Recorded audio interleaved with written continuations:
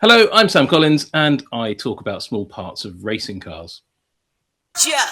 Uh, if you know.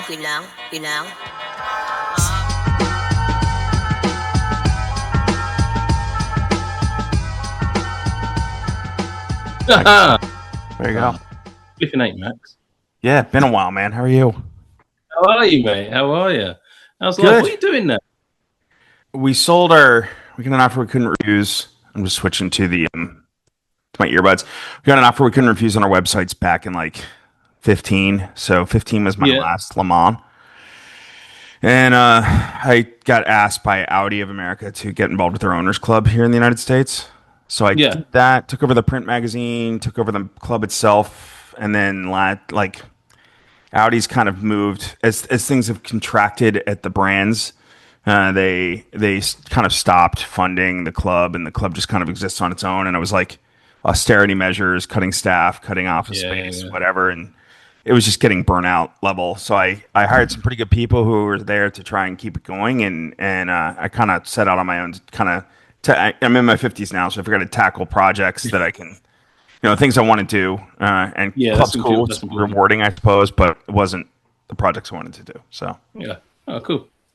yeah, how'd you? Well, I mean, that's all stuff I want to ask you in the podcast, but Go for it. Yeah. I'd love to know how we got from Le Mans to Formula One, and or if you were always there to begin with. Yeah. Well, we can do that. I mean, let's do this. All right, so last I saw you was probably 2015 Le Mans, Yeah, I reckon so. You're sitting across the desk from me. right? John's crew there in the media center. That was always a fun place to be. There was a bar next to our desk. I seem to remember. The That was always handy. The kind Michelin people who were willing to give us a stiff drink when we needed it. Which was 24 hours of a race. Right. Just pound that and Red Bull. Right. Yeah, Go into exactly. hit the paddock hospitality, get some Red Bull. Whatever. Well, they tried to introduce their own energy drink that one year, and they put the fridges on the ends of our desks, and we had all that free energy drink. It wasn't a high quality product, I don't think, and it never really went on. But I remember feeling very unwell driving back to Rouen after the race or that had finished, and had to take a little bit of an unscheduled break in the hard shoulder to vacate my Really myself. Yeah, rather brightly coloured fluid. I mean, it's tough, right? Like you're trying to get through that. For me, it was always I would hit that kind of period where everything was dark and probably around like I don't know 4 a.m. I'm trying to make it to like hit sunrise by Dunlop and get by the bridge and get John taught me to shoot up there because I could see their eyes through the helmet visors and everything else, and it was all pretty amazing. But I would hit that like run from 4 to 7 or 4 to I don't know whenever sunrise was 5 o'clock 6 o'clock. But there was just seemed like an hour or two where like man I'm on fumes, and then I was fine. For me, it was always after dawn. I'd always do like a commentary stint around dawn, come off that, then I might go for a wander down the pit lane, see still surviving the race, look at the broken cars, look at those who are trying to fix the cars, take some pictures. And then once I got back upstairs, up into the media center above the pit lane, it was probably about 8 a.m., 9 a.m. And then from that point, that's where I started to struggle up until all the razzmatazz started around lunchtime. And then you still got another 3 hours to go after that. Now, did you have a place you could go and crash, or are you one of the people who were under the desk in the media center? I think I cuddled your feet one year underneath the desk. Yeah. Do you remember? Did you ever know? I don't want to talk out of school. Well, it wouldn't be talking out of school. I think he did it for social media, if there wasn't even a thing back then. But Dan Neal, who's now with, I believe, Wall Street Journal. He's a U.S. journalist, and he was there with. Like Audi would do a hospitality group every year, and he was there with the journalist group I was on the one year, and they would give us this because they would give us they had that hospitality thing over at the hockey arena or whatever it was across the street. Yeah. And candidly, I was trying to sound strong. When you said you would crash about that time, I would kind of wander over there. I had a little cubicle over there, cot that I could sleep on. So I would typically. No, I just had the floor. Yeah. Well, Dan one time brought they gave us these dopey terry cloth. These like robes that you would wear to the shower there, and Dan was wearing it. I think in the media center, being Dan, but I don't think they did used to give us when it looked like Audi was going to win. They'd go around the media center and give us all electric razors. So for the official pictures, and if we were in the background, we were all clean shaven and didn't look like a disheveled bunch of journalists, which is what we were. Right.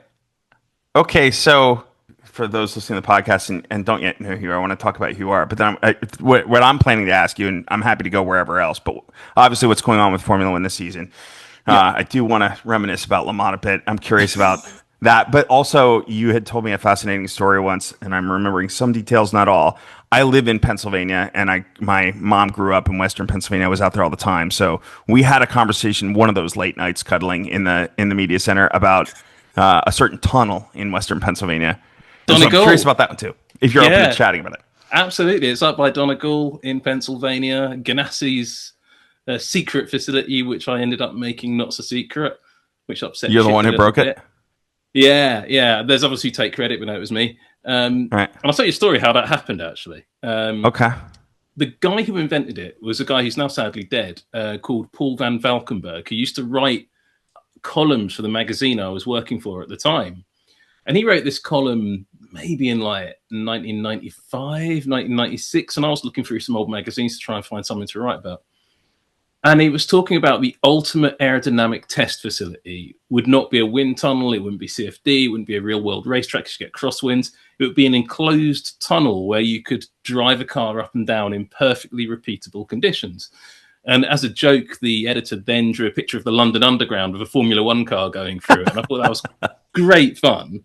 All right. But then I thought, well, you know what? That's an old concept that somebody suggested. I'll write a new article based around that idea. I like that idea. It's quite fun.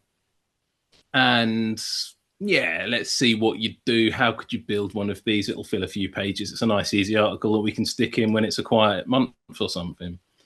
So I sort of set about doing it, phoned some people I knew in the industry, talked to RML, talked to a few other racing teams, spoke to some other people in the industry. And I sort of found somebody I used to talk to a lot back then who has to remain nameless, and phoned him up and said, look, I'm writing about this thing. If you built a tunnel and you drove cars through it, how would it actually work? And what would the functionality be? And how could you possibly design this? It's really just an idea. And he said, why are you asking me that? Well, that's a funny response. What do you know about it? You can't talk to me on this number about it. I'll call you back on your mobile. And I was like, okay. Mobile meaning cell to Americans. Right. And so a few minutes later, I get a phone call. It's like, how did you find out about this? Find out about you just play dumb? Yeah. No, I was just like, I haven't got a clue what you're talking about at this point. Oh, no. I would have almost, what I was curious more was when you'd be like, yeah, well, I listened to the ground. And then this guy realized that I hadn't got a clue, and I just sort of stumbled on this story. And I forget what year it was, but it was quite early on. It might have been like 2005, quite the early days of the tunnel. And he starts spilling the beans to me that actually Chip Ganassi Racing, working with Ben Bowlby, who I went on to work with quite a bit on other projects. Yeah, that was great. You were there in 2015. Right. And the tunnel was an old railway tunnel that had converted to a highway on the Pennsylvania Turnpike. And then that got rerouted, and there was this abandoned tunnel. There's a whole series of them. There's a place called Laurel Hill, which is near Donegal, Pennsylvania. Right. And Chip Ganassi had acquired the tunnel somehow from the State Highways Department, or whatever it is called. And working with Bowlby had turned it into this perfect aerodynamic test facility where you drive a car through and it's all perfectly controlled conditions and perfectly repeatable. And they were using it for their IndyCar, NASCAR programs. And I think later ended up, Ford GT was used in there and some other cars ended up being used in there. There were rumors, which I don't think were true, of an F1 car being run there. And suddenly I'd stumbled on this story and then sat down in the office, had a chat with some of my colleagues. I mean, I've just discovered this weird thing. I mean, this is interesting, isn't it? Oh, we'll have to go and look into that. I'd found the location. And then this was very early days. I don't think it was even YouTube. I think it was the very early days of the internet. And I found some hikers writing on a blog about they'd found some weird tunnel which they thought they could walk through, but they couldn't. And when they were trying to walk through it, they heard all of these strange sounds of NASCAR engines, which is a very distinctive sound. If you ever wake up in the Wingate by Wyndham in Mooresville, North Carolina, that's the sound that wakes you up in the morning because you're near the dyno testing facilities. And they posted a video or a little clip. Really, you couldn't really see. It was like filmed with a pseudo potato, but you could hear the sound. It was like, that's a NASCAR engine. Why is there a NASCAR engine? And they'd taken some pictures. You could see NASCAR tires piled up outside. I think they were Hoosiers rather than Goodyears because you couldn't test on the Goodyears. And then I was like, that's funny. What's this facility all about? So doing some digging, turned out Ben Bowlby and Chip Ganassi had patented the whole thing. So we got hold. Oh, some public record. There's a public record if you know where to look. So we found the patent, and the patent referred back to the magazine that I was working for at the time. So all along, they admitted that it had been invented by the magazine I was working for. And then suddenly there's this full circle. So we wrote this whole article about it, how it worked, who was operating it, and just went into a few sort of different details about that we speculated on because nobody at Ganassi would talk to us.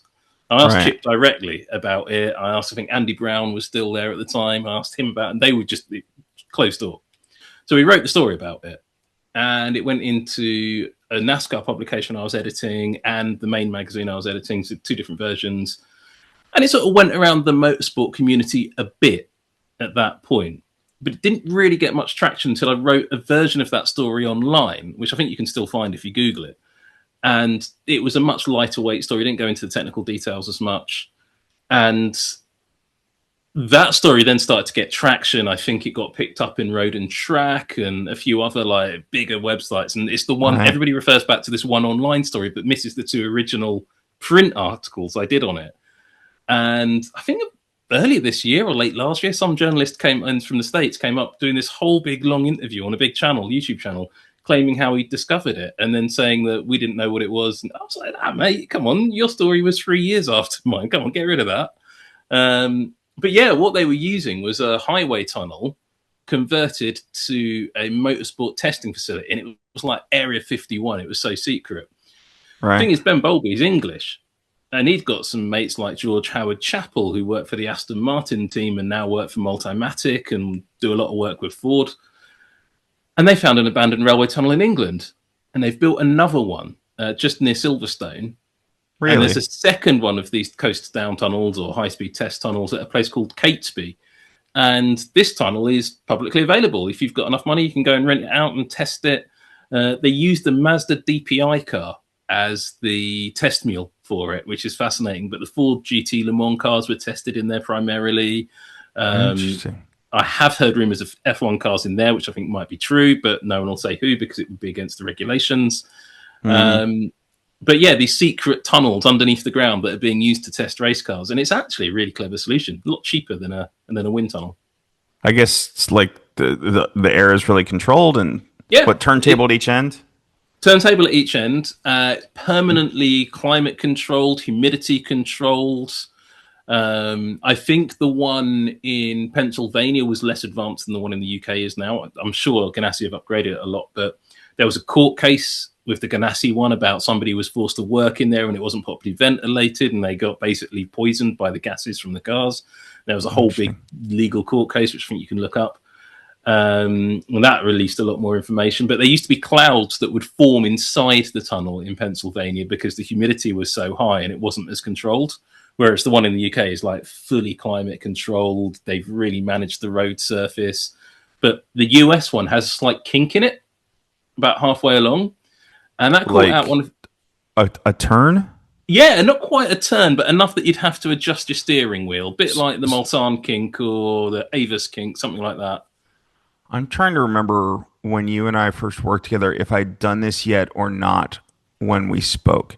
But when I'm 54 now, and when I turned 40, I believe, my wife scheduled this for me because it looked rad. And it was 2 tunnels near the Breezewood exit of the Pennsylvania Turnpike. One is a 3/4 of a mile long tunnel, and one is 1.5 miles. Yeah. And they've kept a piece of the turnpike similar. I suspect it's probably the same line, meaning it was started out as a rail line, a competing rail line to the Pennsylvania Railroad. And as we were told when we went through with a guy who knew that property, he said it was basically the guy had started it to compete with the Pennsylvania Railroad, realized that was a really dumb idea because the Pennsylvania Railroad was right there, and then gave it to the state, or the state took it, or whatever, eminent domain. But that railways don't like to climb, but they can cut a tighter turn than a car. So what's good for a turnpike isn't necessarily good for a railway. And then also they were more narrow. However, the what we noticed when we went through we're at biking speed, right? So 10 to 20 miles per hour. What we were told, like with the 3/4 of a mile, you could see the other end when you entered it, and with the mile and a half, the way they had made it was like, I guess the 3/4 mile would have been like this too for drainage, right? It went slightly upgrade as you go into the tunnel, and then as you exit the halfway point, you start to go slight downgrade. So the water would go out that way naturally and drain out, and they wouldn't have water standing in the tunnel. But with a 3/4 mile, you couldn't see the opposite end. Sorry, with a mile and a half tunnel, you couldn't see the opposite end because the grade got high enough that it would block the view, right?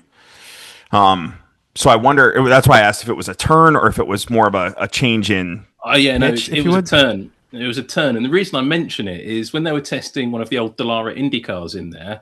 Yeah. Now, I believe it was Darren Manning. You can look this up. I may have got it wrong. It might have been Dan Weldon. It was one of those two. They lost control of the car in the tunnel and wrote off a Dallara IndyCar car in that tunnel. They lost control, hit the wall, climbed up the wall a bit, I understand, and flipped the car and had a massive accident inside that tunnel. And yeah, so it's a bit hairy. But yeah, sure, the tunnels work well. It's more efficient. It's more repeatable. You've got a real engine running. We've got real brake ducts. It's a real car. It has all of the real elements. And if you go on the Catesby Tunnel website, you can actually see onboard cameras from the Mazda DPI just doing the aero test through the tunnel. It's fascinating.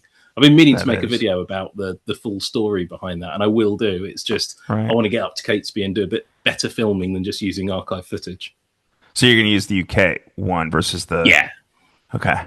Yeah, I'm not sure Ganassi will talk to me after I sort of outed the whole thing originally, but the UK tunnel, the guys are very... I actually went to that tunnel with them when they were constructing it, when it was still just a sort of very muddy, old, abandoned railway tunnel. And now it's this beautiful industrial park, high technology park with all sorts of motorsport facilities in there. So it's a really gorgeous facility. And I think they've turned the old railway station that was there into a tea room or something like that. It's you can go and check it out.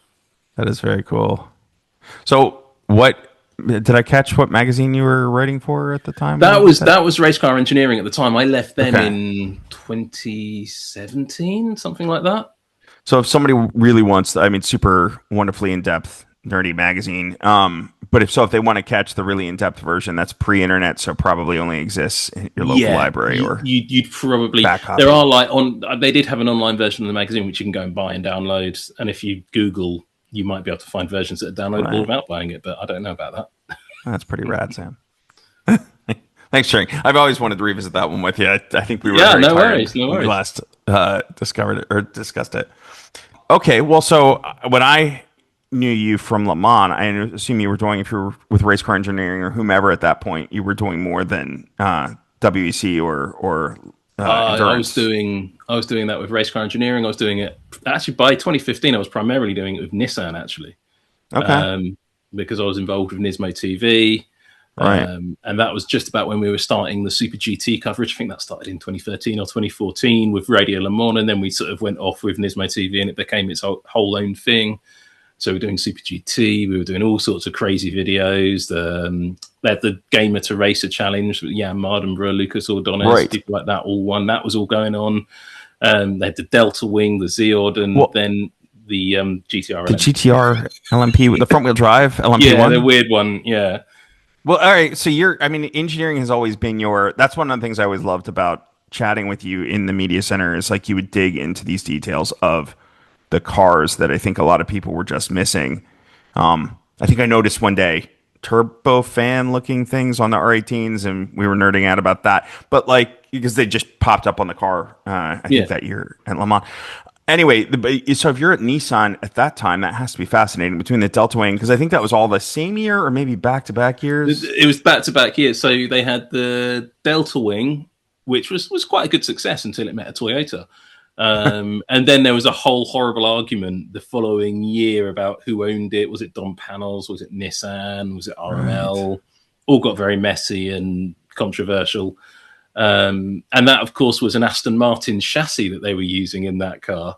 In the Delta Wing? In the Delta Wing, yeah. It was the Aston Martin. Remember the Aston Martin AMR1 disaster? I do. Yeah, that's the same chassis. And then those two... Really? The three, yeah. So the AMR1 chassis was used in that car, and then in the same year, the Pescarolo 03, I think it was called, which was designed by Nick Perrin, but it didn't work and had a terrible engine, so that didn't really work. And then another one was kept as a spare, and then one remained in a collector chassis, which is still in the collector chassis, I think. But that was the same Aston Martin AMR1, and the original Delta Wing is in the panels collection. There's a question mark about the Pescarolo one, which I think has now been turned back into an Aston Martin. Okay. And there is another one floating around that nobody really knows the identity of. So there were meant to be 6, and I don't know how many got built. I think it was originally a proposal for. They had this. I remember one year, kind of like a wacky proposal contest or competition or something, as they were trying to drastically rethink. Was it IndyCar? And then yes, that's how it started. 2012 IndyCar project. So the Delta Wing was one of the original proposals for IndyCar, so a single seat version of the Delta Wing. And then you had Dallara's proposal, and Dallara's original proposal was far more interesting than the DW12, or IR12 as it was originally known. And then you had proposals from Swift, from Bruce Ashmore Technology, which was a weird-looking design from some angles, but would have worked. I think the Swift proposal was brilliant. It was like the son of the Formula Nippon, and it was gorgeous. Right. And I think there were a couple of other weird ones that we didn't really get to see, but those were the proposals. But they went with Dallara, and it remained a one-make series. But it could have been a multi-chassis series with Delta Wings in it. How cool would that have been? It would have been amazing. And it made it. I mean, I still watch Indy 500 every year, but it's such a shadow of what it was. I mean, but is that more watching for the race than it is for? I'm not trying to. Yeah, I mean, it's almost a historic car race. I mean, I was watching a race today at Imola, and it was a bunch of old Le Mans prototypes from 2015, 2016, 2017. You had like Peugeot 908s in it, had Pescarolo 01s, Racecars. I was like, these aren't old cars. But this was a historic race, and I was thinking the IndyCar is from 2012. It's older than these historics that are in a historic race. So the current IndyCar is older as an origin. So it's still the Dallara. It's cool, whatever they want to call it. Yeah, they've whacked on an aeroscreen and glued some bits on and changed the engines around a bit, but it's still the same IndyCar at the base of it. So it really is just an ancient car. So sure, the Indy 500 is good racing. I really struggle, and I know a lot of people won't like this, but I really struggle with some of the road course racing because, you hear all these drivers at the moment, IndyCar drivers saying, it's so much better than F1. It's, they won't have to press a button to overtake. It's like, yeah, you do actually, but whatever. But it's also the racing the cars are really quite slow. I mean, they're slower than F2. They're slower than way slower than Super Formula, and F1 would slower than F2. Way slower. Yeah, they're slower than F2, way slower than Super Formula, and not even the same postcoders or zip coders as Formula One. So, and for me, because they've got rid of technical competition, really. Yeah, there's 2 different engine suppliers, but really it's just a one-make championship. It really leaves me cold. And yeah, while 500 is different, it's just I don't know, IndyCar just isn't cutting it for me. And my friend Will's going to be really annoyed at me about that. Yeah, I'm sure. Unfortunately, I don't think many IndyCar people watch or listen to this podcast, but who knows? I guess I haven't watched IndyCar other than maybe catching the 500 in decades. So I'm completely saying this without any sort of context of what they're up against.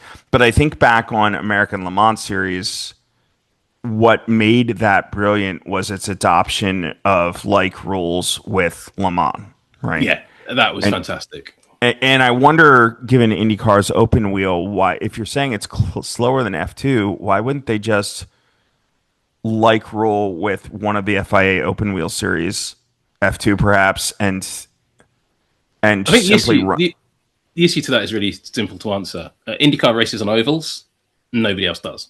And so to build an oval car, you have to build them with slight different safety in there. There was originally a suggestion that Dallara were going to build one of the, I don't think it's the current generation, one of the late generation GP2 or one of the earlier generation F2 cars in a way that they could build it to run on ovals. And they were certainly going to build one of the generation, maybe it was about the 2008, 2009 generation of Formula 3 car to race on ovals as well, because they did start racing Formula 3 on the Euro Speedway oval. And that did start, and then it got shut down, and they didn't do it anymore. But the issue is you can't if you build a road course car, like a Formula 2 car, a Super Formula car, to meet oval racing safety standards, you just make the car a whole lot heavier. And if you're in Europe or Japan, you're not racing on ovals. Right. You're just carrying excess weight. So that's really the reason why not. But I think it still should be done.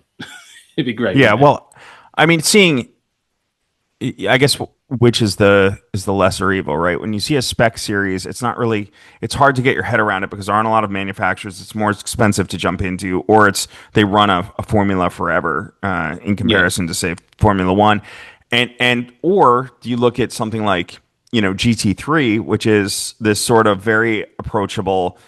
They figured out a formula for that car where it's not just one spec. I mean, I guess GT3 rules spec, but that's it, right? It's open to a ton of manufacturers. Even from the Volkswagen Group at one time, you'd have like 4 different entries, right? Like Lamborghini, Bentley, Porsche, and Audi, right?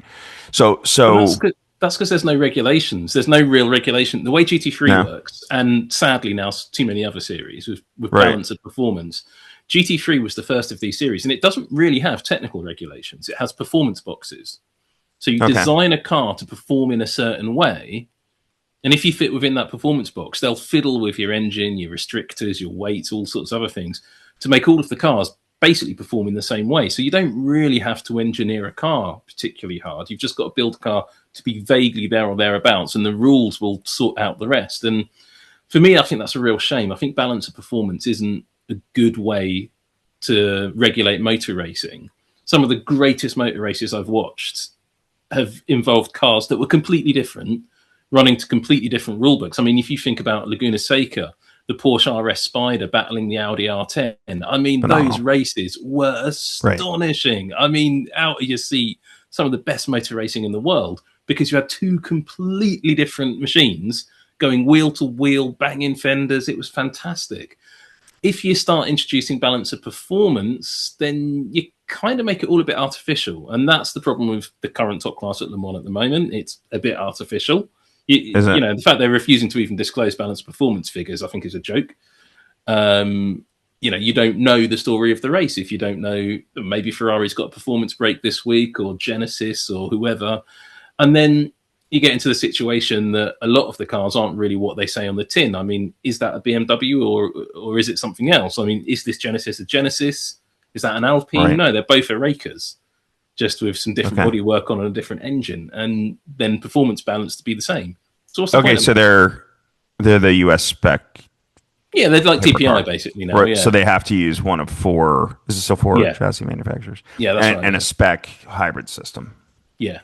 And you're just taking it away from, in my opinion, just taking it. I mean, the hypercars themselves, the Ferrari, the Peugeot to an extent, that sort of car, even the Isotta Franceschini, I can't even pronounce it, that crazy thing. And the, what was the American one called? It's brain fade on me, but really, the Glickenhaus car. Yeah, I loved cars like that. People have come up with something that's a bit odd, a bit quirky. Back in the days, it was welter racing and people like that. That, for me, is the real fabric of the sport. But when everybody's like so rule regulated, you can't develop the car, you can't lock things down. What if everybody's, the Le Mans 24 Hours now is a race of survival more than it's ever been, because the performance of the cars has been locked down before the race has even started, because the ACO and the FIA have said this is your balanced performance for the Le Mans 24 Hours, and that's it. Even though then it's always the 24-hour sprint, as the commentators will say on Radio Le Mans, it's still a nutrition thing because they're all so close. Is that what you're saying? Yeah, they're all so close, and it becomes more like a big, long F2 race. And back in the days when I met you, that was proper motor racing. Because, and particularly when you had Audi, Porsche, Toyota, and Peugeot at some points with completely different car designs, and then Nissan, who were all sort of racing in the same class and all, apart from Nissan, able to keep up with each other and battle super hard. I mean, that was furious motor racing. Right. I mean, Audi versus Peugeot as well. I mean, the American Le Mans series when Peugeot's turned up, that was brilliant stuff. Yeah. You don't get that sort of battle. You don't get that sort of rivalry when it's all been decided by a balanced performance person sort of 2 weeks before the race. And wasn't it like, I mean, gosh, the budgets then, but if you look at like the year, it was what, Porsche, Peugeot, and Audi. You had, or maybe it was Toyota, Porsche, and Audi. And you had one running, trying to remember which one was running. Was it batteries, and Porsche was running what was Porsche running in the 919? A four cylinder. Porsche had a weird V4, sort of Right. proper old school Volkswagen style, which they initially didn't work very well, but then they sorted out. But that had a Formula One style motor generator Capacitor. unit. But no, that felt a battery, lithium-ion battery. And the Toyota V8 had capacitor. A V8 engine, F1 derived essentially V8 engine with a capacitor pack, I think it was. And then you had Audi, which had a flywheel at some point. A flybrid and a V6 TDI. Yeah. And it was just completely different. And Peugeot's hybrid, which never raced, had a lithium-ion battery as well, which was a different configuration of TDI as well. Was there a turbo on the Toyota? No, that was naturally aspirated. Right. So you had a Turbo 4. Yeah.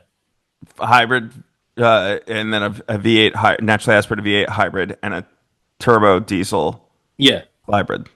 And no balance of performance. On a Le Mans circuit, they were all basically within 2 or 3 seconds of one another. And when the race went on, they were battling hard between each other. It wasn't a foregone conclusion. Right. Proper engineering battle with those years. Proper engineering battle, but it was good to watch. Right. Budgets to the moon, though. Yeah. I don't know.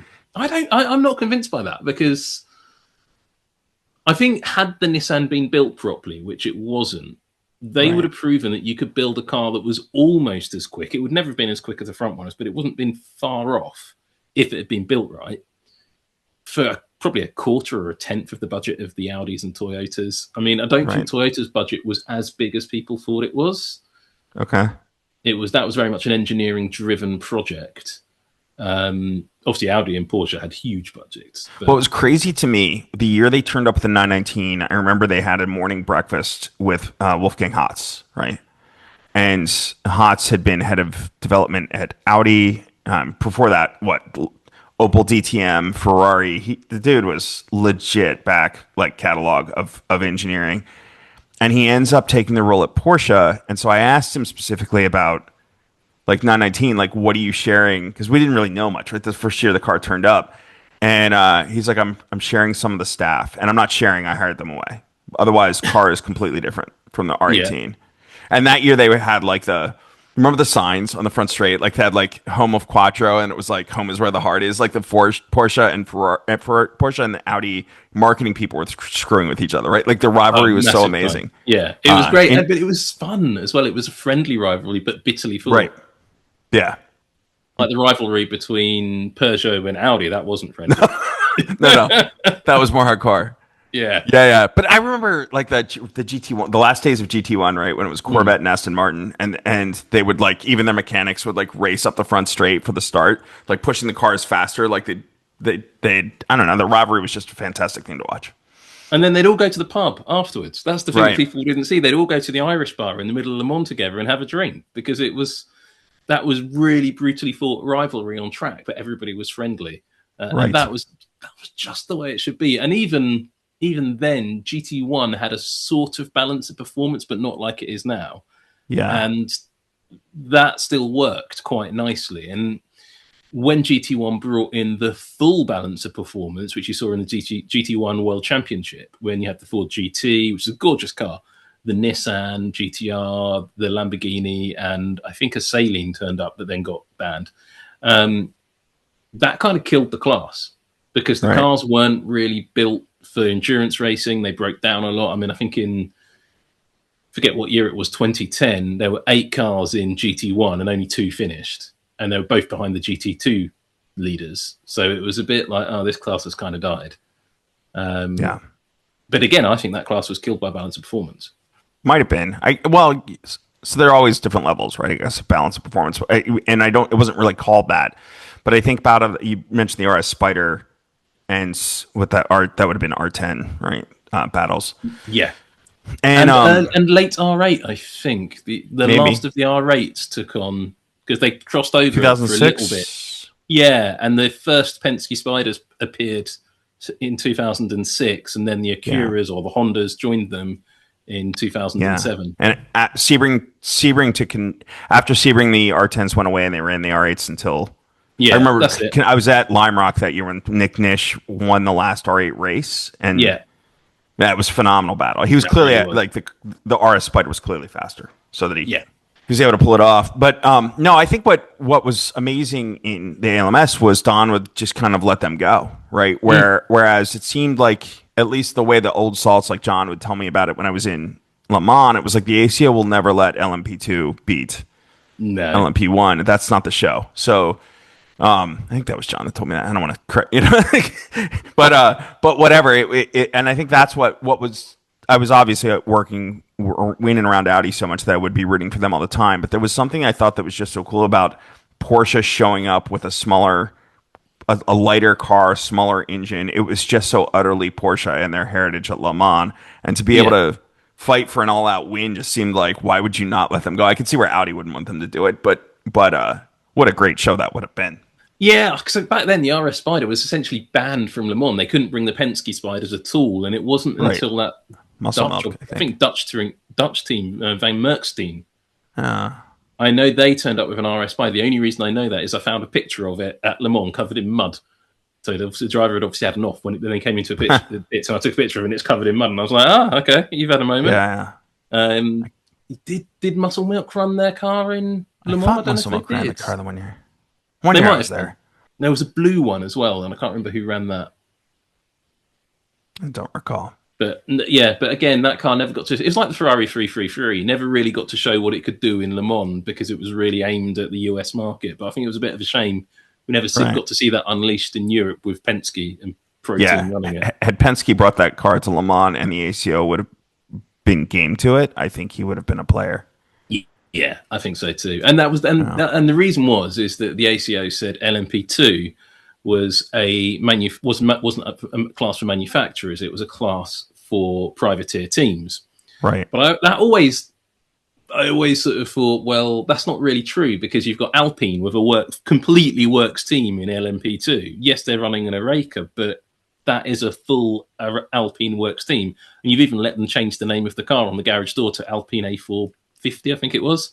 Right. That's not right. You can't ban one team for being a works team and then have a works team just because they're French. That, I thought was unfair. I feel like that would have been, in retrospect, right? You see the way GT3 went over the years, or GT in general, and Le Mans, having perhaps like a Pro-Am factory team, like a winner and a non-factory team winner in LMP2 might have helped it, because eventually that class just became a spec series too. And that's a shame. That LMP2, I think, got completely killed by a poor decision to switch to those 4 manufacturer chassis. But one of those chassis, the Riley, was really only designed to build the Mazda and wasn't really a serious LMP2 project. I mean, yes, they tried, but they were based in Mooresville, North Carolina. Europeans are not going to buy that car. It's too far away.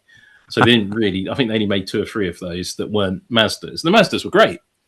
And I think it's a real shame that the DPI cars weren't allowed to come to Le Mans because of the same reason. Right. Because I think they should have been able to race as LMP2s. And I think that would have been quite entertaining. And then you had the spec engine in LMP2, which the changes to LMP2 I'm talking about, and I forget the year it happened. It might have been like 2014, 2013, something like that. So all of the cars had to be built by one of 4 manufacturers, which was Riley Technologies, Ligier, Racecars, and I forget the other one. It was Dallara, of course. Dallara, because it was the same manufacturers as DPI. But then they all in LMP2 had to use an identical Gibson-built engine. And I thought that was a shame because prior to those changes, LMP2 had the weird Russian thing, the SMP, which Dallara was heavily involved with. You had the Dome. You had about 4. You had Welter Racing. You had Pillbeam, a bunch of other manufacturers building cars, Lucchini. And you didn't have to use the same engine. So there were Nissan-branded engines. There were BMWs. There were all sorts of other things going on in that class, Judds. And it was great racing. If you go back to those years before the limitation on chassis, and bear in mind, LMP2 didn't have balance of performance, the racing was incredibly close. I remember watching the race, and you could hear the LMP2 class coming after the first hour of the race. You'd have like the LMP1s battling, a few GTs scattered in. Then you just hear this noise, like this insane herd of bumblebees coming towards you. And then 20 LMP2 cars would go past in a lump, and there'd be like 6 different manufacturers, different gearboxes, different engines. And it was fantastic, really close racing. You never quite knew who was going to win. And now what we've got is a hypercar class where the LMDHs aren't really much quicker than the LMP2 cars we're getting at the end of that era. So I think we've gone a bit backwards in that class now. Do you think that's why? I'm going to ask probably maybe some dumb questions because I'm not watching Le Mans as closely now. But it seems to me the LMDHs, as you just alluded to, aren't as fast. Do you think that's why? Didn't Porsche pull out of the racing in the US still with 963? But I don't know why Porsche pulled out, actually. I haven't looked into that one. It frustrates me hearing the Porsche 963 being called a Porsche 963 because it's a Multimatic chassis. So yes, it's a gorgeous car, the 963, but you can convert it to anybody else's car that uses the Multimatic chassis. Right. So is that truly a Porsche? In my opinion, it's a Porsche bodied and Porsche powered car by somebody else. Now you get into the whole argument about the WSC95. Is that a Porsche? Is it TWR? Is it Jaguar? Well, but I think that car's a bit different. That was a one-off example. Maybe you'll differentiate just because who was doing the design. But I mean, Dallara supplied the chassis for Audi, and it's LMP1. Yeah, but Dallara supplied the chassis for Audi, but it was an Audi commission. Those cars were specifically designed and built to become Audi. So while Dallara was the manufacturer of the carbon fiber bits, it's still an Audi. Does anybody else run Multimatic in? Yes. And I can't remember off the top of my head. People will be shouting at the screen saying, "No." I know Audi was looking at it, right? That was the original plan. Was they would share There's one of the monocoques in somewhere in their storeroom. It's in the background of some random video about the Dakar. You can pick out the Audi monocoque sitting up on a shelf. It's like, oh, you got that far along with it. So, but yeah, that car, I think it's a real shame we didn't get to see it. But it was Formula One that killed that project. Mind, because the Formula One car they've turned up with this year is brilliant. Is from a technical point of view? Well, it's not. Its results aren't brilliant, but to look at, it's gorgeous. Okay, so I want to move to Formula One, but before we do, can you tell me how you moved to Formula One? Because this year, that's where I started. Is it where you Formula One? Yeah. So when I was a teenager, I found myself. They have a thing in England. It's like I think today they'd call it internships, but back then they had a different name for it. And I found myself like living in a room that was once rented out by, I think, Ayrton Senna, in a weird Oxfordshire village called Wantage or Grove. I think it was Grove. And I'd walk each morning to the Williams factory and sit down and set to work in the loom shop, which is where they made the wiring for the cars in 1997. And I was making bits for Jacques Villeneuve and Heinz-Harald Frenzen's cars and Jean-Christophe Bouillon, who's the test driver. And I was just walking around like, oh my God, like looking at these cars in pieces that were normally secrets of secrets. And I was a teenager. Like, I hadn't finished school at this point. Wow. So I was just really lucky to get that. And so I was like, yeah, I want to be in Formula One. I already kind of knew that. I grew up in a place called Crystal Palace. And there's a famous old motor racing circuit that's now abandoned up there. And that just always inspired me to just want to be involved. And I love machines and stuff, trains, planes, whatever, not so much boats. So it was abandoned. What's the circuit? Was it abandoned when you were a kid? Yeah, it was abandoned. It was like a playground, essentially. It was just in the public park. It was just the roadways around the park in the end. There was still a few little signs if you knew what to look for, but not really. Right. It was there was no motor racing hadn't been there since the 70s. I did bring it back briefly for a few years. I was involved in bringing it back. Well, I was responsible for it coming back for a few years, but then sort of, I guess I kind of got bored of it and moved away from the area, and it's kind of gone away again. And I think they're about to build on the track, which is a real shame. But it is. Yeah, they're sort of going to demolish it completely, which is a problem. But it is what it is. I'm not in London anymore, so it's not really for me. But yeah, so I was always inspired by that. Then went and did this at Williams, and then they advised me to go to a particular college in South London, miles from where I grew up. But by that point, I was 17. I'd got my first car, Mark II Golf, 1300 engine, tricked it out to take on like road rallies and love that, and do like night rallying and auto testing and stuff like that. So it was my competition car as well as my car I drove to college every day, and it was constantly breaking. So I was have to fix it and What a great thing about a Golf, though. It was great. It was lovely to have a Golf. There's the proper car. All my friends had 205s, and my Golf, while it wasn't as quick, it would just keep going, and theirs would break. And Yeah, when I was at college, I built my first race car, which was a Ford Fiesta Group N car. Raced that a little bit. Then went off to university, study engineering, and I think even before I went to university, I started racing single seaters, Volkswagen powered cars, Formula V's. Right. That was a brilliant time. Because that series was open engineering. Yes. So you could develop you had certain components you had to use, like the Volkswagen Flat 4, the Beetle transmission. But used the Volkswagen Flat 4, I mean, you could change the pistons, the crankshaft, the valves, the camshafts, everything. But you still had to use the block. But you could still machine the block about a bit as well. So there was a lot of fun with the engines.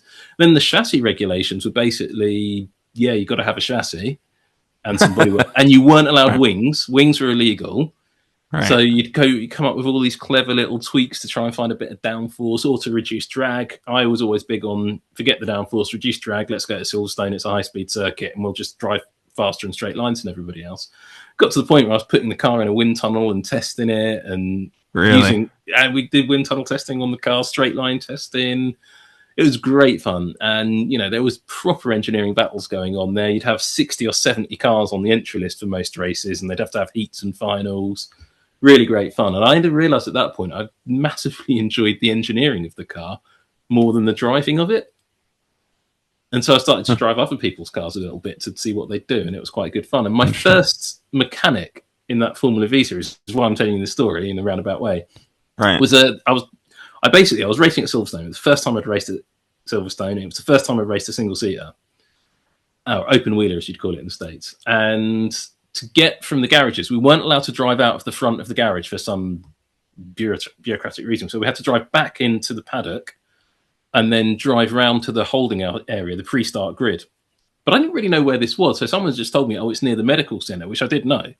So I drove to where I thought the entrance to the medical centre was. And fortunately, at that point, I'd never been to the medical centre. I'd just seen it in passing. Right. So it turned out I actually drove to the exit gate of the circuit and reached the gate to drive out onto the public road and was told very firmly I'd gone the wrong way.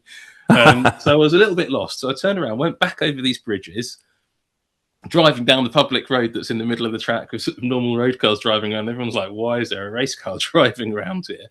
Eventually got waved to where I should be, pulled in like a bit all fussed and in a bit of a fluster, not really sure where I was supposed to be going and a bit wound up.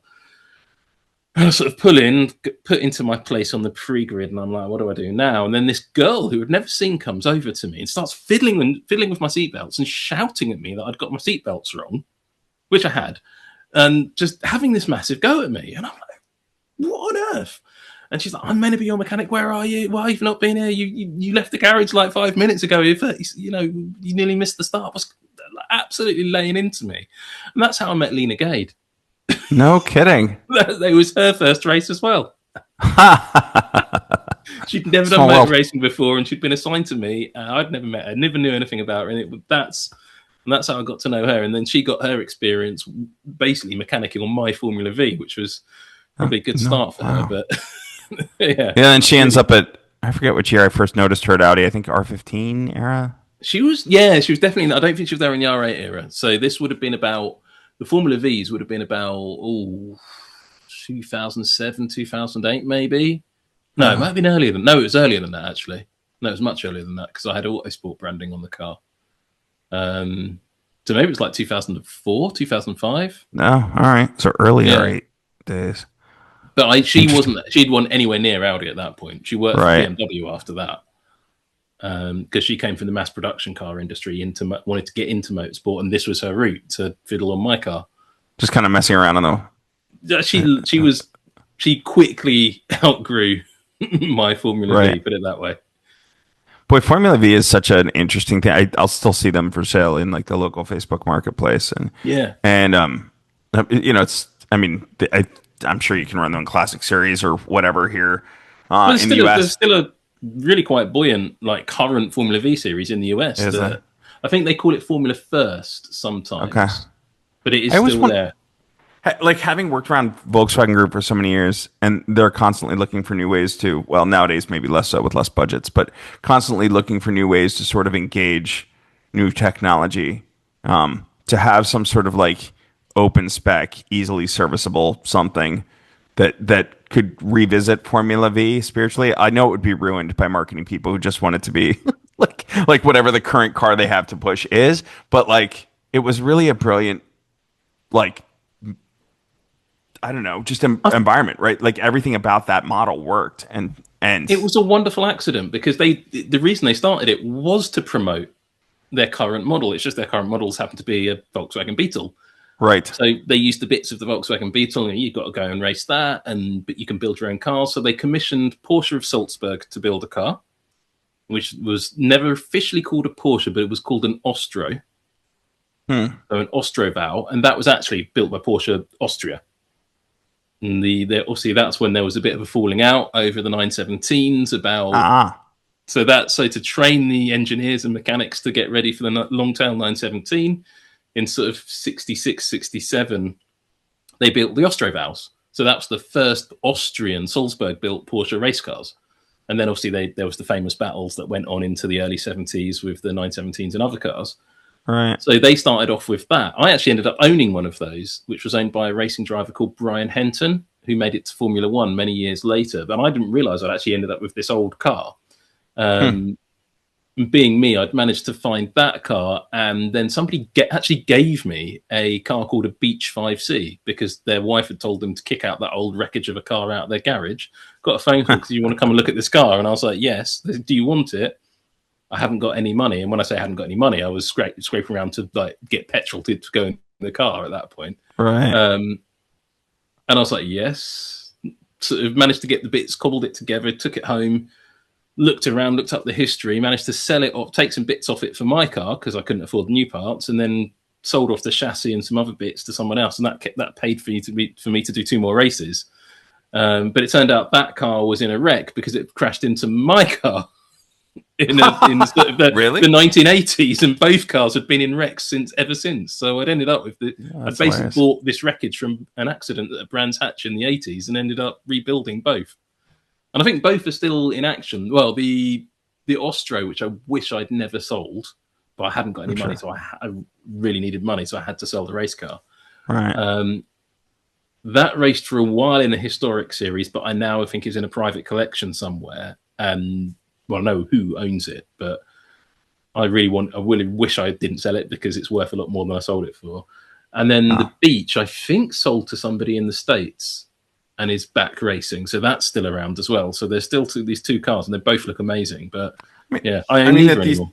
That these series still plug away because there are people who love them, right? I think speaks to the staying power of it. And it just seems like a lost opportunity. I don't know that the mindset at Volkswagen marketing, or Volkswagen, when I say Volkswagen, I just mean Volkswagen Group in general, like, Porsche may be accepted, is really there to really do such a thought, like to really thoughtfully reapproach the model, because I think you couldn't just say, okay, let's just take bits from whatever the latest, whatever they're even trying to push, ID3s, like I'm not sure. Which might be interesting if they tried to make it electric, but that's a whole other ball of wax that I don't. I think that would be fun. I think if you came up with a sort of sealed electric powertrain package and then gave some freedom of car design. But the problem with car manufacturers now is they'd want the cars to be carbon fiber monocoques. They'd want front and rear impact structures. They want them to be crash tested and homologated. They'd want halo or even aero screen. And then suddenly when you're getting into that zones, you're already in 150, 200,000 pounds mark, because those cars and it stops becoming affordable for the small constructor. Right. And I think that's what's gone away. That's why I really enjoyed the Super GT, GT300 mother chassis regulations, because the Japanese recognize that problem, that if you've got to build a car that meets these safety standards, it's beyond the ability for the small constructor to build a car like that. Right. So their idea was to build a single monocoque and then go say, look, we've built you the safety bit, but the rest of it's up to you. Go have at it. And is that the one cars. Is that the one that they, I think at the very end of DTM before GT3 arrives, they were looking at adopting that spec chassis from Super GT? No, that was a different chassis. Was it? That was a very similar concept. So DTM in 2012, DTM introduced a one-make chassis with carbon fiber bottom bit and steel frame on the top. Super GT adopted a version of that chassis made in Japan and slightly improved. And then the two series ran to roughly the same technical regulations called Class 1. But the Germans essentially bottled it. So Audi and Mercedes and BMW essentially all bottled it because the Japanese cars were so much faster. Because the Japanese did aerodynamic development, which the DTM didn't. The Japanese allowed limited engine development, which the DTM didn't. And Super GT at the time, GT500, was a tyre war. And it was a spec tyre in DTM. So the DTM cars really weren't a match for the GT500 cars. Okay. So when they did the Dream Race, I think in 2017, they really had to slow down the Super GT cars for there to be any sort of battle. But I think that was the problem with DTM. DTM was a motor racing championship run by the various marketing departments who insisted that they all had to have a chance of winning a race and they all had to win a race every year, which meant some of the results, I think, in DTM around that time were maybe a little bit contrived, perhaps. Sure. The cars were amazing. They sounded great and the racing was good on track. But I think sometimes it felt a bit odd when you looked at the lap times of different cars. You're like, hang on, how is that a second a lap quicker than that? They're identical and they both got professional drivers in. It kind of goes to, maybe it's our level of acceptance. I remember, I'm trying to remember who it was. I think it was Beretsky who told me this one. But we were chatting one day and he was like, it's just, he older gentleman, right? Older German gentleman who remembers racing back in those days. He was very Austrian. He was Austrian. I'm so sorry then. Yeah. He's proudly Austrian. And what an amazing legend too. I would hate to ever offend him. But he was telling me it's just like the level of acceptance for danger now just isn't there to what it was. You look at the crazy pre-war stuff with like no seatbelts, the tires were terrible. Canvas was about the closest you got to a helmet. And then you move forward, right, to where we are today with you can have these massive accidents and people effectively walk away. But to me, kind of going back to what was great you talked about the science fair of LMP1 and how they were so different. That's one of the things I really thought was magical about like the BTCC in like the mid 90s, right? When you had like the Audi Quattros running the 4-cylinder 16 valve sequential, and you had the BMWs, rear wheel drive, manual transmission. You had, like just everybody kind of trying whatever they had. And these cars that anybody could get in and drive a car. I mean, the B5A4 had been, I'm sure they all had been FIA crash tested, but like it still looked like the B5A4 you could buy at the dealership on Monday. And so something those late DTM cars just couldn't say, right? It didn't really, yes, it was an RS5, it kind of shaped like one, but it was a silhouette car. Yeah, they were pure silhouettes but from 2012 onwards. I mean, the old ITC cars were a bit more production based, and I loved those cars, but they were just insane. The BTCC now, though, is still like its current regulations called NGTC or TC2.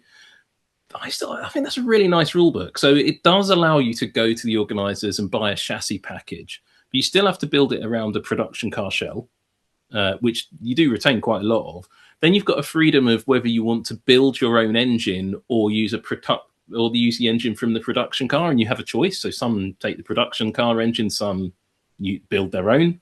So I think the Hondas are always Neil Brown Hondas. I'm a bit out of touch with that series, but the racing in that series is fantastic. The grids have always been pretty damn good.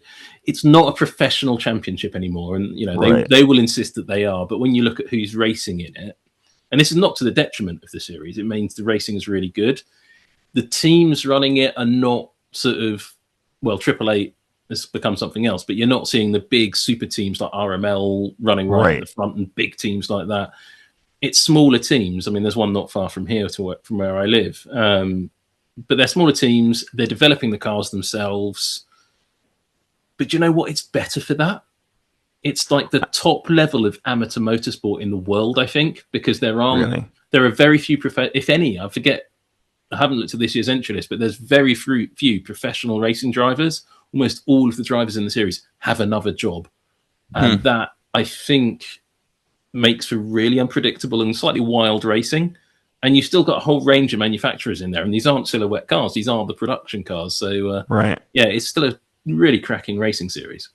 I'm sure it's fantastic. I guess where I go with it is you seem to not you, but like like racing in general seems to reach a kind of like whatever, where you when you have open formula, the formula is open to develop how you want and to allow for great racing. But then on top of that, when you have manufacturers getting involved or entities, race teams, like, again, looking at Audi in those days, Opt Sportsline, that has put it in today's context, and Opt has a huge social media following. Like, you start to get marketing coming in that allows for a much greater visibility on the series, that like some of these great little series that won't draw much of a crowd will. Once you have that and you have sponsors, and then I guess it's an ebb and flow thing, right? Once all the marketing dollars come in, then that makes it infinitely more complicated and whatever else. But it's a management thing. The American Le Mans series is a great case study, and I'm sure people in future will probably about now actually need to be writing like very doctoral thesis papers about it and how that started and what went wrong. Because the American Le Mans series started and it grew out of sort of what had been Grand Am, and Grand Am was going off and doing NASCAR's thing, but it grew out of wanting to race modern sports racing cars on some of America's best circuits, and it exploded. It was great. It was the right thing at the right time. The manufacturers got involved and it absolutely exploded. I think the 2007, 2008 seasons were some of the finest motor racing. But then very quickly at the end of that, it imploded. And the series almost collapsed, and that's how you ended up getting to the unification and what we now have. No. But I actually think if they'd managed it slightly differently around 2008, yes, the popularity was exploding. Yes, this was fantastic racing, but the economy, the world economy, was in a bad place. Totally, and they didn't protect themselves against it. And I think now when you see what's happening in Formula One, which is now very much becoming a manufacturer championship rather than a privateer championship, right? People ask me all the time, like particularly this year, if I could change something about Formula One, what would it be? And actually, it wouldn't be a technical regulation. And I've said it, and I've got no fear saying this, because I've said it on air repeatedly, and it won't come as a surprise to anybody. More teams, more cars. I just want to see more teams and more cars in Formula One. I mean, yes, we had a new team start this year, and it's fantastic to see Cadillac in there. Right. And I think they're doing a brilliant job as a startup team. But I'd like to see 2 or 3 more teams. And I know that wouldn't fit, but bring back pre-qualifying. And that's slightly selfish for me because it makes my job a lot easier when you have more cars. So if you had 15 teams, that's 15 different designs to talk about. So it's, that's easier than having, there's plenty of things to talk about. So would pre-qualifying work, or that's kind of what I was secretly thinking as I asked you about IndyCar a while back, which is, were IndyCar to go the American Le Mans formula and just say, let's go Formula One specifications and run U.S. road courses except for maybe Indy, right? Or maybe run the Indy road course, whatever. I don't know. This is probably sacrilege to an IndyCar person, but where I'm going with that is running a second set of teams, perhaps in another league, and then what was great about Le Mans was they all kind of showed up, and you had a track big enough to support those teams showing up, and it was kind of like a throwdown between then almost like a world championship at that point in that race, and I guess that's where would it bring more teams in, that if a U.S. team, say Cadillac, came into an IndyCar series at F1 spec and like really kicked ass, and then came over and ran in Formula One. I don't know. Nobody wants to be second fiddle. And I think that was one of the most amazing things that Don did, was like, I don't mind. I'm going to ride the coattails of Le Mans and their formula because it works, and bring it to great American tracks. And I don't mind riding shotgun with Le Mans. Like, we'll do that to make a series that really works. Well, I think that would be exactly right. And again, something I can say that I would change if I was in charge, but fortunately, probably for everybody, I'm not, and Stefano is, which is a great thing. Right. I would have regional F1. So you would have F1 Americas, if you like. Right. So North and South America together as one. The F1 Americas Championship, where you'd have teams maybe using a year-old car, or develop their own car if they had the budget, and they would race on the circuits in those countries. But when F1, the World Championship, came to those races, so Miami or Interlagos, whichever circuit it is, Montreal, those teams, even Las Vegas, the teams who are competing in the Americas Championship would have a chance to qualify for the main show. So that, and you'd probably leave a couple of slots on the grid, 3 or 4 slots on the grid for wild card entries. So the top entries from the Americas Championship would get to have a crack at if they could get within 107% and the drivers had enough super license points, whatever, they could get on the grid for the main show and try and score some World Championship points, try and score a bit of a result. I mean, they're not going to win the championship, but if they're showing up sort of 5 or 6 times a year in the Americas, that gives an extra element to fan appeal. And you have F1 Asia's championship. So, you search up in China and Japan, they would have a competition. And these series would replace, in my opinion, F2. They would replace... Well, F2 might become something separate, but they would replace IndyCar. And so IndyCar could become the F1 Americas Championship. So the top IndyCar team, so Penske or whoever, might be able to try and get a driver onto the grid for the main show at Las Vegas or whatever.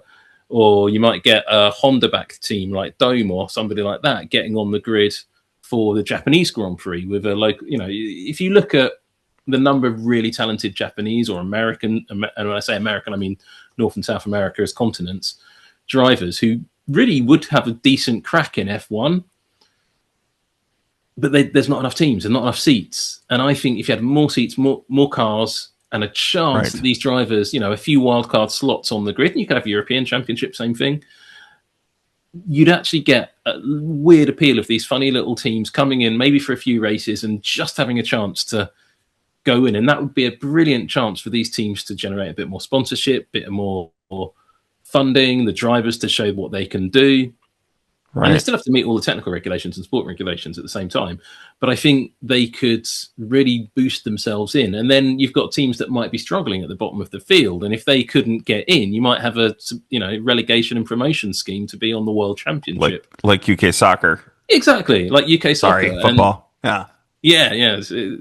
Football, exactly. And you could have something like that. And it'd be like some of the minor league teams coming and playing in the major leagues. And there is sport that has this. So if you watch the Tour de France every year, which I do, I really love watching cycling, is every year the Tour de France invites some teams from the lower UCI Tour to come and contest the Tour de France. And these are small teams without the budgets of the big sort of super teams at the front, and they have lower tier riders, and it's their big chance to show what they can do on the world stage. And I think it always adds something. So when you watch the Tour de France, there's a bunch of these guys coming in that you've never seen before because you don't watch that lower tier racing. But then suddenly, who's this? It's quite good. And in F1, you'd go back to when you had Mackeys trying to qualify for Grand Prix at Fuji Speedway, the mythical fastest lap at the 1976 Japanese Grand Prix, run by a rarely run privateer car. It added something to the sport.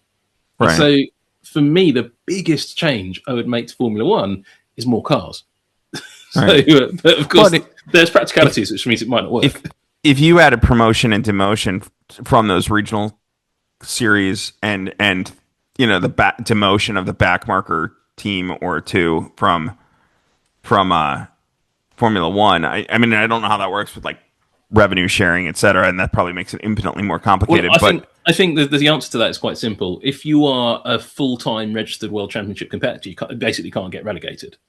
And then you're entitled to the revenue sharing. And that's the top 10 teams.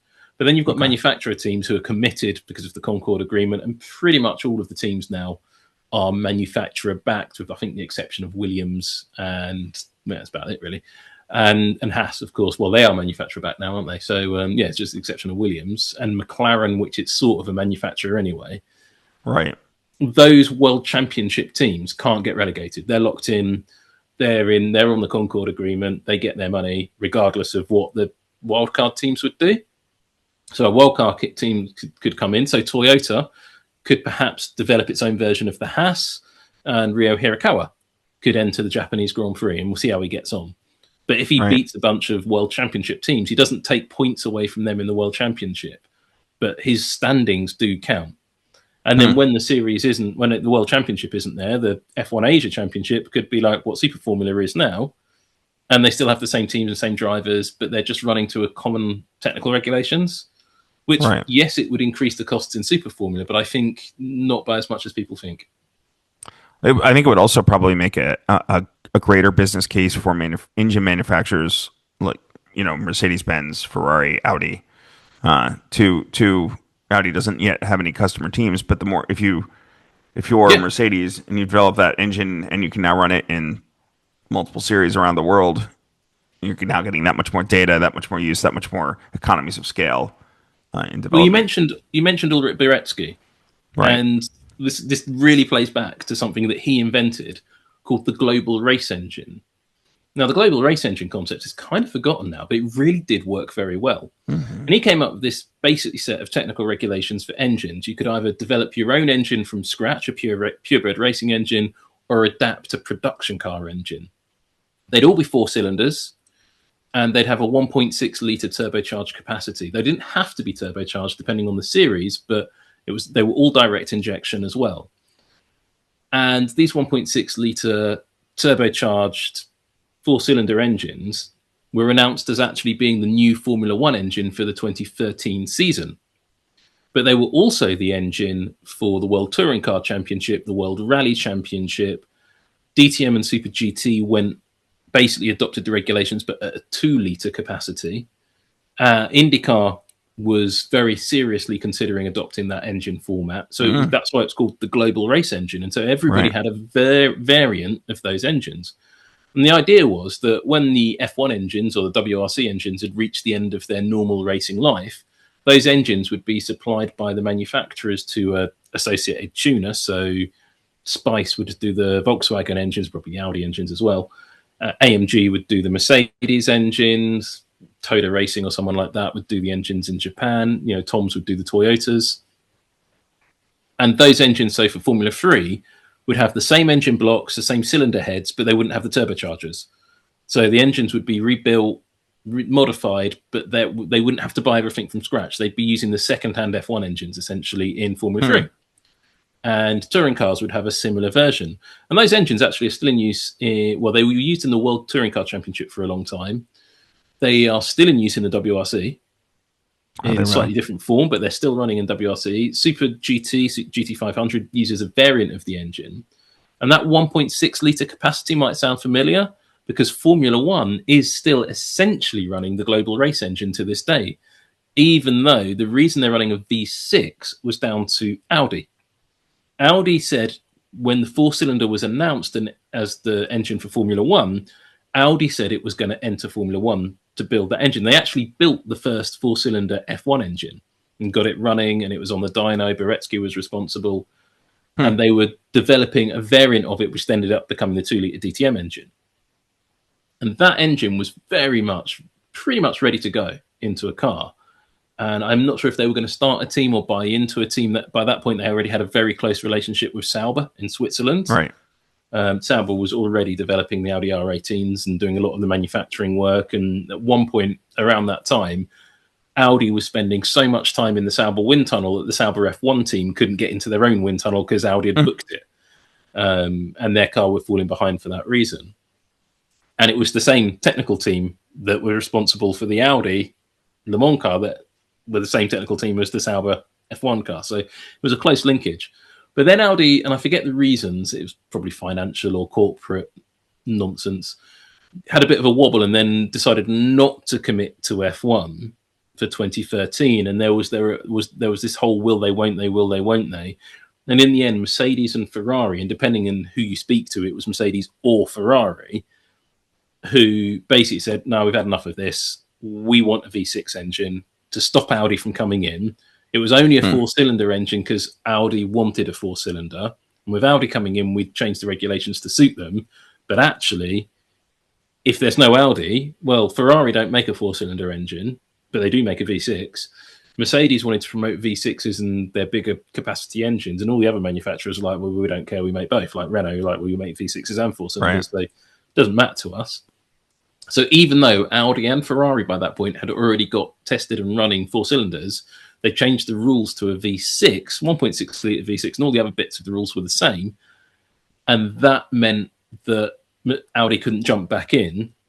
And that's why we have the slightly odd situation of a 1.6 litre V6 engine in F1 to this day.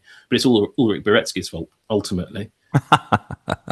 Is he still? I would have to imagine he's retired by now. He's retired. Yeah, he's definitely retired. He still turns up at conferences, I think, occasionally. Does he? Tells everybody they're wrong, which is usually right about. Legendary engineer. Yeah. Absolutely. Very nice bloke as well. Right. Yeah.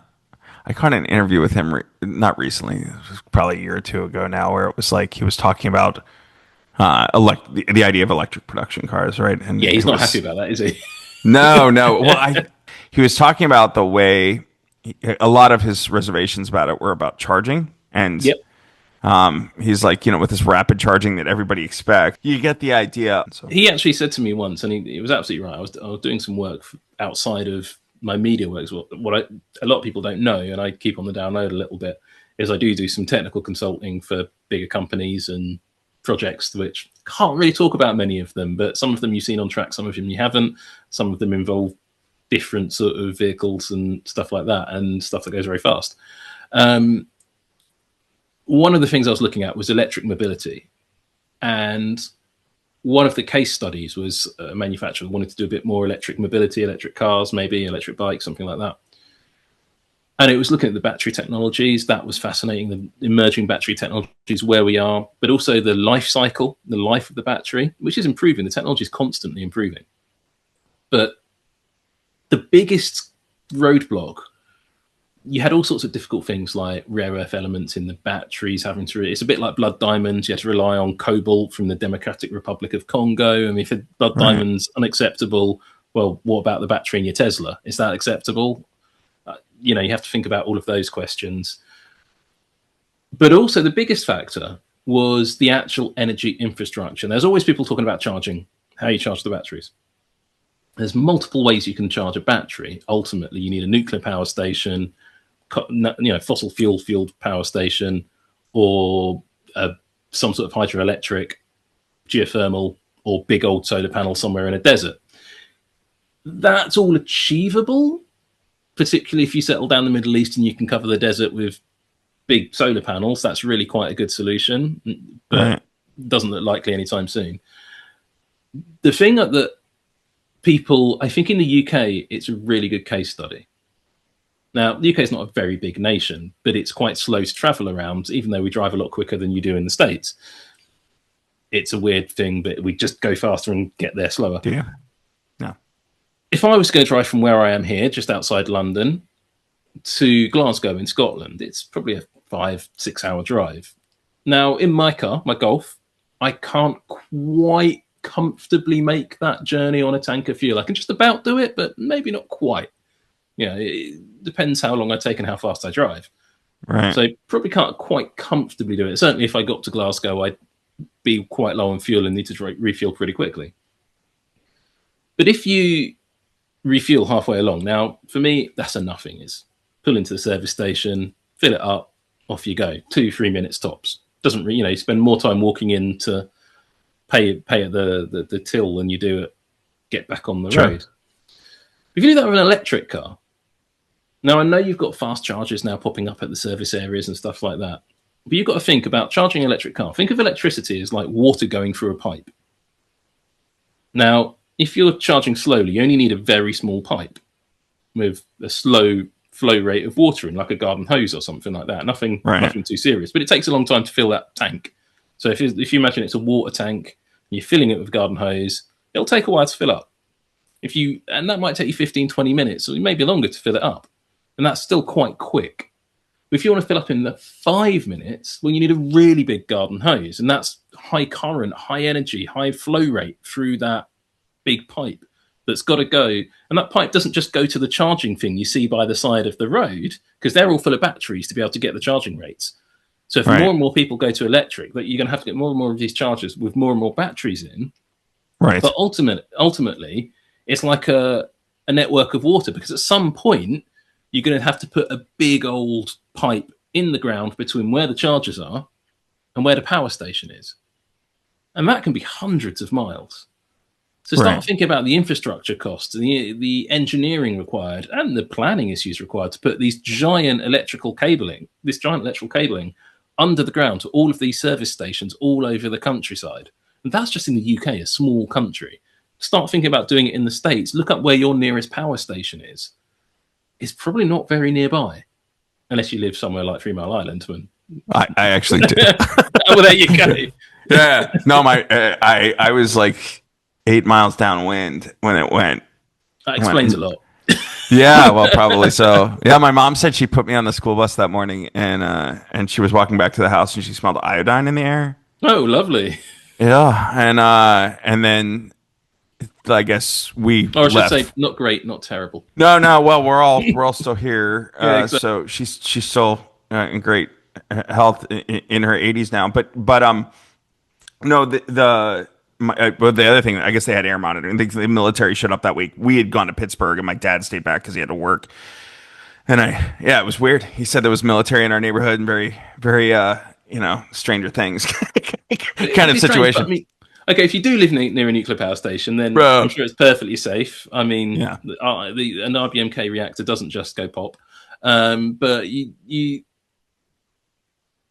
problem is it's that sheer. I mean, look at Texas. Texas is a great example.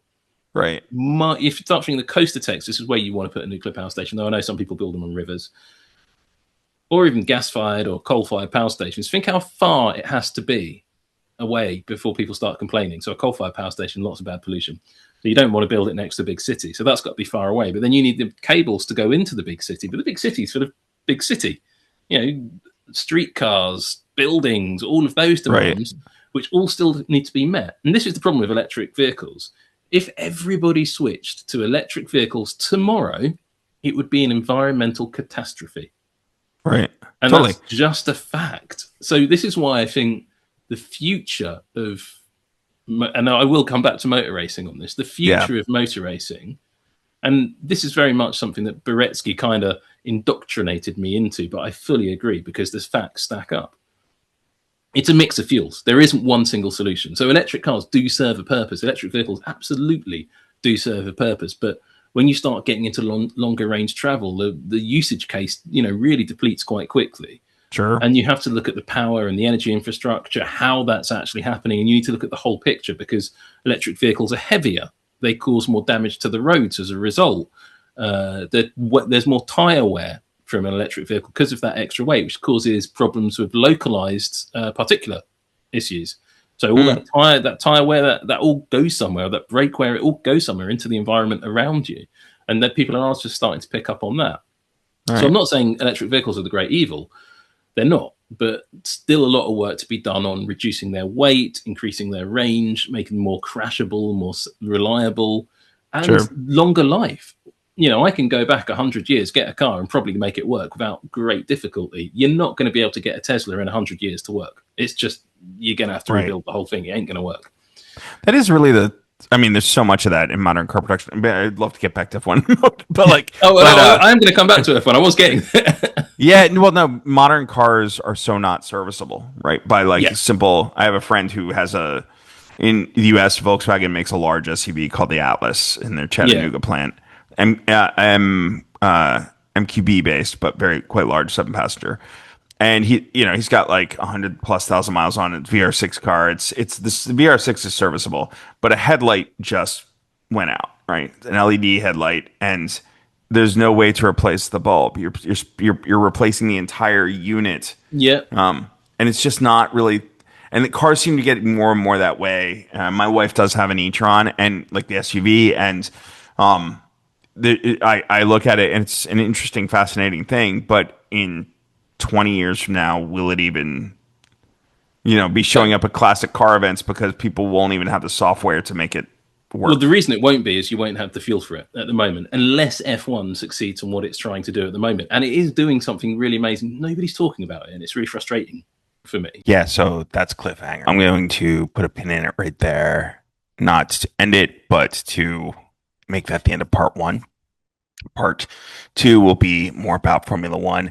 Sam and I went for 2 hours, 35 minutes. It's so wonderful to be able to catch up with him, but that's a bit long for an episode. So for that reason, I'm going to make it 2. So sorry for the cliffhanger, but not sorry. Look for more Formula 1 talk in the next episode, which will drop imminently. The Four Rings, If You Know, You Know podcast is part of the Weekly Driver podcast series. For more news and features about Audi, visit the Four Rings If You Know, You Know website at 4OOOIYKYK.com. That's 4OOIYKYK.com. There you can also subscribe to the Four Rings If You Know You Know Substack newsletter that will keep the latest Audi news and features coming straight to your inbox. Four Rings If You Know You Know is an independent production and not affiliated with the Audi brand. If you know, you know.